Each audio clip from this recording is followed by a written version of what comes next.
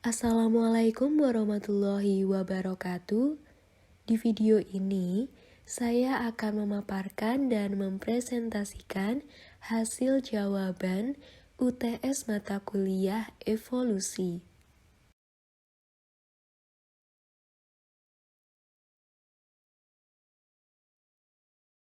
Sebelumnya, saya akan memperkenalkan diri terlebih dahulu. Saya Rizka Nur Khalifah, NIM A4201800037, kelas 6A Fakultas Keguruan dan Ilmu Pendidikan, Pendidikan Biologi Universitas Muhammadiyah Surakarta.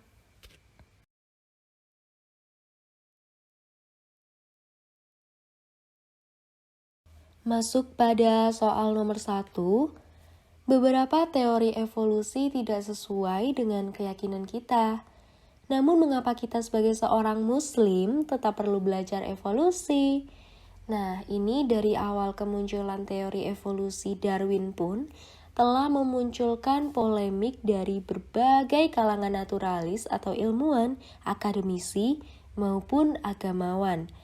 Nah, ketidaksepakatan terhadap konsep evolusi Darwin ini diawali oleh Uskup Samuel Wilberforce pada saat pertemuan di British Association Darwinian for the Advancement of Science yang diadakan di Oxford University Museum pada tahun 1860.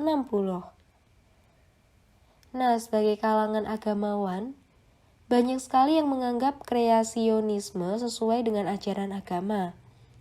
Karena hal tersebut sudah tersirat atau dinaskan dalam kitab suci agama samawi, seperti surat Atin ayat 4 dan Al-Baqarah ayat 30.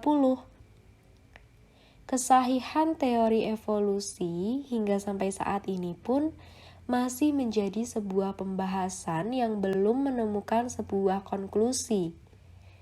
Berbagai klaim pun terjadi di antara kubu yang menganggap bahwa pendapat masing-masing itulah yang paling benar, terutama dari kalangan evolusionis atau pendukung ataupun kreasionisme penentang dua arus yang mendominasi terkait asal-usul dari makhluk hidup. Nah, kenapa kita sebagai seorang muslim tetap perlu belajar evolusi? Walaupun sangat banyak sekali pertentangan-pertentangan dari evolusi ini.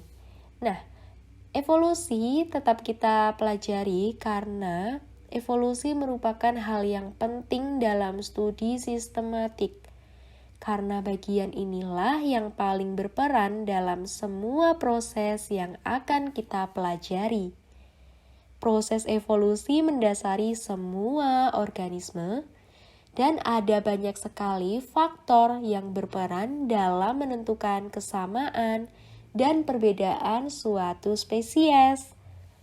Nah, pentingnya mempelajari evolusi diantaranya adalah evolusi sebagai kebutuhan personal, di mana mempelajari evolusi dapat diartikan sebagai bentuk apresiasi individu terhadap perubahan sosial kultural dan biologi yang terjadi.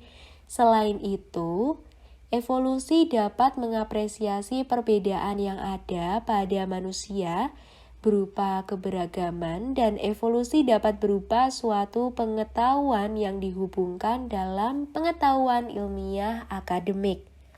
Maka dari itu, walaupun teori evolusi itu tidak sesuai dengan keyakinan kita, tetapi evolusi itu sangat penting kita pelajari.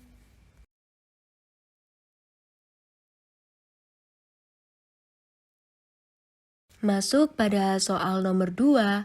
Jelaskan pengertian evolusi dan apa maksud pernyataan evolution as theory and fact.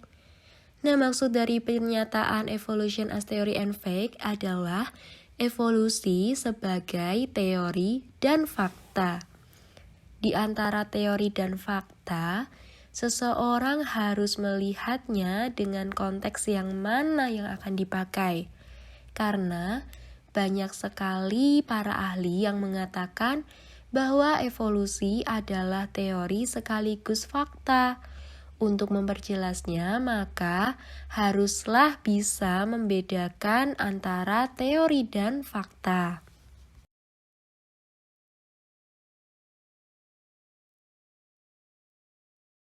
Teori lebih mengacu pada penjelasan komprehensif tentang beberapa aspek alam yang didukung oleh bukti yang kuat, sedangkan fakta biasanya mengacu pada pengamatan, pengukuran, atau bentuk lain yang dapat diperkirakan terjadi dengan cara sama dalam situasi yang serupa. Sehingga fakta merujuk pada penjelasan ilmiah yang telah diuji dan dikonfirmasi berkali-kali, serta tak ada lagi alasan kuat untuk terus menguji dan atau mencari contoh-contoh tambahan dari suatu penelitian. Itulah yang disebut dengan evolution as theory and fact.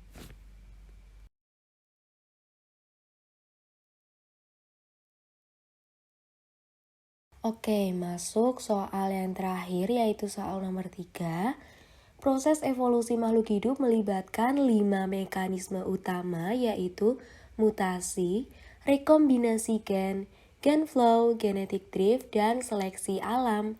Jelaskan bagaimana kelima mekanisme tersebut bekerja sehingga dapat menjadikan populasi makhluk hidup dapat mengalami perubahan seiring berjalannya waktu atau dengan kata lain berevolusi.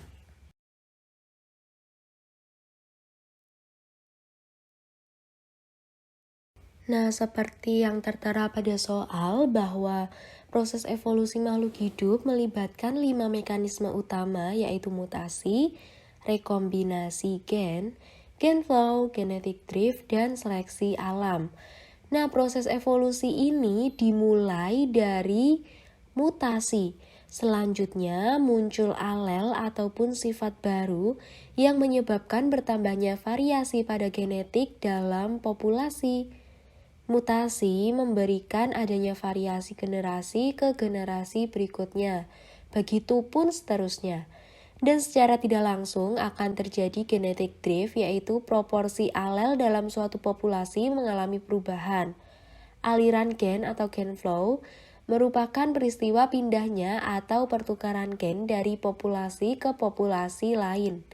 Lalu gen flow dapat menyebabkan genetic drift atau hanyutan genetik, atau suatu perpindahan populasi juga menyebabkan perpindahan suatu alel, sehingga suatu perubahan itu dapat menyebabkan hilangnya alel atau lepasnya suatu alel ke dalam populasi.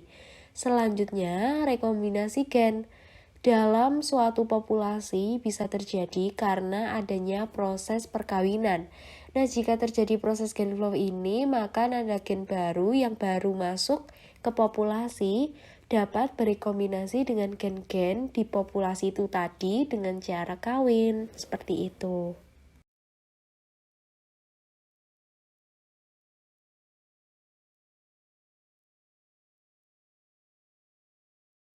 Demikianlah pemaparan jawaban UTS mata kuliah evolusi. Dan terima kasih untuk teman-teman semuanya. Wassalamualaikum warahmatullahi wabarakatuh.